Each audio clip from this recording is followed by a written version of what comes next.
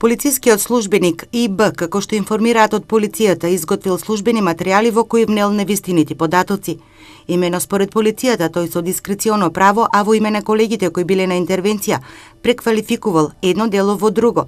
Така, во службените белешки наместо физички напад, што е прекршок од Законот за јавен ред и мир, го евидентирал како поплака. Имено станува збор за случај заведен во полицијата лани во октомври, кога граѓанин пријавил во полиција физички напад од 4 лица. Полицијата интервенирала со двајца полицајци кои на местото на настанот разговарале со сведоци кои го потврдиле физичкиот напад. Изготвените службени материјали потоа му ги пределе на пријавениот полицаец, во кој тој навел дека лицата вербално се расправале. По наредба на Светиниколското јавно обвинителство било извршено графолошко вештачење. Се покажало дека ракописот е идентичен со оној на пријавениот полицаец.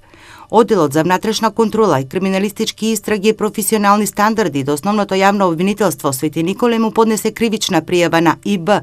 вработен во секторот за внатрешни работи Штип, поради основано сомнение дека сторил кривично дело фалсификување службена исправа, а осомничениот до завршување на дисциплинската постапка е суспендиран од работа, соопштија од МВР.